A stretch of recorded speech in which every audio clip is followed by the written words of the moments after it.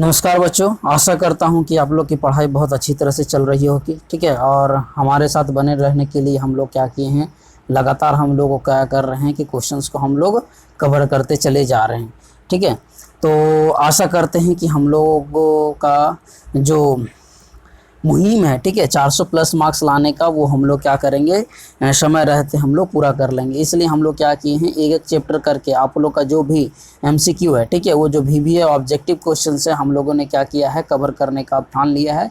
तो हम लोग क्या करेंगे, इसको पूरा करेंगे। ठीक है, और जैसा कि मैंने आपको पिछले वीडियो में भी बोला था कि हम लोग क्या किए हैं, हर चैप्टर के शुरुआत में हम लोगों ने क्या किया है, एक छोटा सा शॉर्ट समरी डालने का कोशिश किया है कि इससे हम लोग का जो चैप्टर है, चैप्टर का हम लोग का ओवरव्यू मिल जाए कि चैप्टर में पूछा क्या गया है। ठीक है, तो आशा करता हूं कि आप लोगों को क्या वीडियो अच्छी लग रही होगी। तो क्या कीजिए कि आप चैनल को सब्सक्राइब कर दिए और वीडियो को पूरा देखें। ठीक है, इससे क्या होगा कि आप लोग को जितना भी इंपॉर्टेंट क्वेश्चन है, क्योंकि वीडियो ज़्यादा लंबे रहते नहीं हैं, तो आप इसको क्या कर सकते हो, फास्ट फॉरवर्ड करके आप आराम से देख भी सकते हो। ठीक है, और आपके कम समय में क्वेश्चंस का जो भी है रिवीजन हो जाएगा। ठीक है, तो हम लोग क्या करेंगे कि आज का क्वेश्चन को क्या करते हैं, शुरुआत करते हैं। ठीक है, तो हम लोग का जो समरी है, ठीक है, इस चैप्टर का जो समरी है, जो क्वेश्चन पूछा गया है विश्व शांति के नाम से।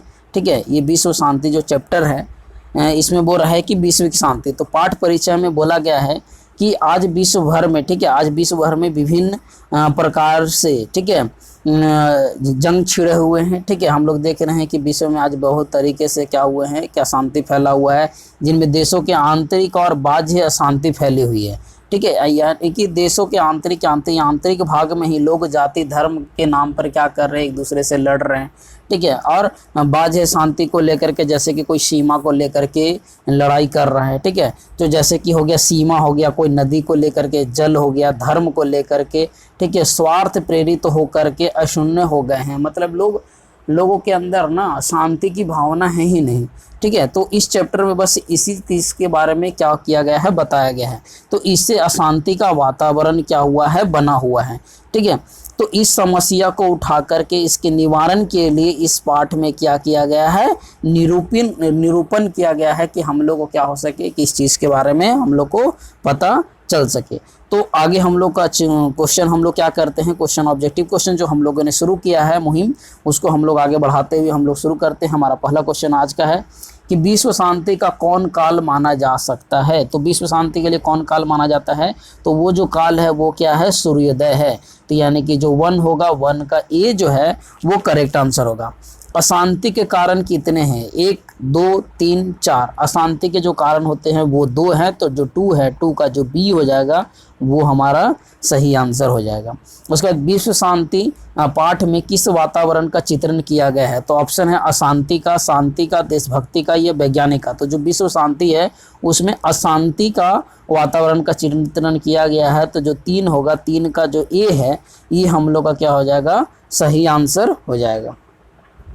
ठीक है, वीडियो अच्छी लग रही है तो कमेंट बॉक्स में एक बार सीधी टाइप कर दीजिए। इससे क्या होगा कि हमारा मोटिवेशन बना रहेगा, हम लोग क्या करेंगे और भी अच्छे कंटेंट के साथ है। यानी कि आप लोग को उसमें अलग अलग क्या होगा कि हम लोग क्या कर रहे हैं कि हम और हमारी टीम जो है लगातार आपके लिए मेहनत कर रही है कि हम लोग क्या कर सके कि ज़्यादा से ज़्यादा आपको क्वेश्चंस का आप लोग को रिवीजन करवाया जाए, हर तरह से आप लोग को तैयार कराया जाए कि ताकि आप लोगों को क्या हो सके कि कम समय में हम लोग क्या कर सके, ज़्यादा रिवीजन कर सके। क्वेश्चन नंबर 4 में बोल रहा है कि असहिष्णुता कौन पैदा करता है, स्वार्थ, परमार्थ, द्वेष या प्रसन्नता। जो ये द्वेष जो है वो हम लोग क्या करता है, असहिष्णुता का पैदा करता है। 5 नंबर क्वेश्चन में बोल रहा है कि भारतीय दर्शन का मूल तत्व किसे माना जाता है। तो भारतीय दर्शन का मूल तत्व जो माना जाता है, ऑप्शन बोला है शांति का, अशांति का, बैर का या बैर का। तो सबसे ज़्यादा जो माना गया है वो शांति का। तो जो 4 है, ठीक है, मैं लिख देता हूँ, 4 का सी आंसर सही है। और जो 5 है, 5 का ए जो है वो क्या है, सही आंसर है।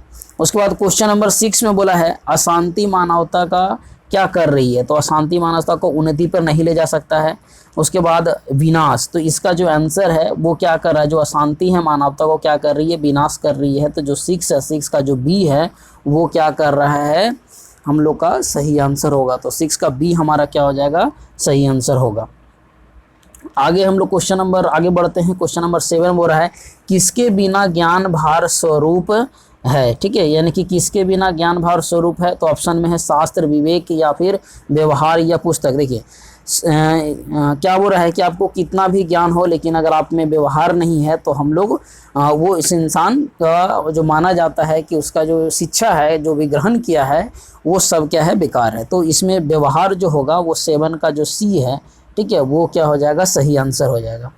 क्वेश्चन नंबर 8 में बोल रहा है कि देशों के बीच झगड़े को शांत करने के लिए, ठीक है, कौन सी संस्था है, राष्ट्र संघ, संयुक्त राष्ट्र संघ या उच्च न्यायालय या सर्वोच्च न्यायालय। तो जब भी देश में जब झगड़ा होता है तो उसके लिए एक कमेटी बना हुआ है जिसको हम लोग क्या बोलते हैं, संयुक्त राष्ट्र संघ। तो 8 हो जाएगा, जो 8 का जो बी है वो क्या हो जाएगा, 8 का बी सही आंसर होगा।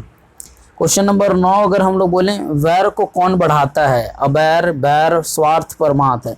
तो जो अवैर है, ठीक है, अवैर का मतलब होता है कि लोगों के बीच में जो आपसी जो मतभेद है ना वो क्या हो गया है, बढ़ गया है। तो उसको क्या बढ़ाता है, स्वार्थ बढ़ाता है। मतलब कि अगर लोग सिर्फ अपने हित की सोचें तो कोई भी इंसान क्या करेगा, उसकी मदद नहीं कर सकेगा। तो हम लोग क्या करें कि स्वार्थ के बारे में न सोच करके लोगों के लिए हम लोग क्या करना चाहिए, सोचना चाहिए, जिससे कि क्या होगा कि समाज में हम लोग का शांति की व्यवस्था बनी रहेगी।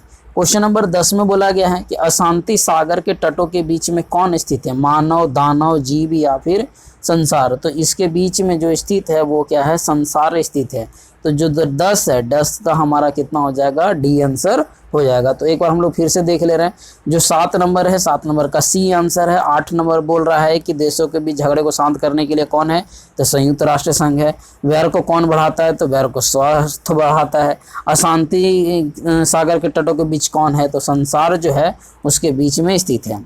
क्वेश्चन नंबर 11 बोल रहा है उदार चरित्र वाले क्या मानते हैं। तो जो उदार चरित्र वाले होते हैं वो क्या मानते हैं, तो ऑप्शन में जो दिया गया है अयम निज परोवेति, वासुदेव कुटुंबकम, और जो क्वेश्चन ऑप्शन डी है क्या, सर्वेथ वर्षणम। तो इसमें जो आंसर है वासुदेव कुटुंबकम जो है हमारा हो क्या हो जाएगा, ये आंसर सही हो जाएगा। तो जो 11 है, 11 का सी जो है वो क्या हो जाएगा, 11 का सी करेक्ट आंसर हो जाएगा।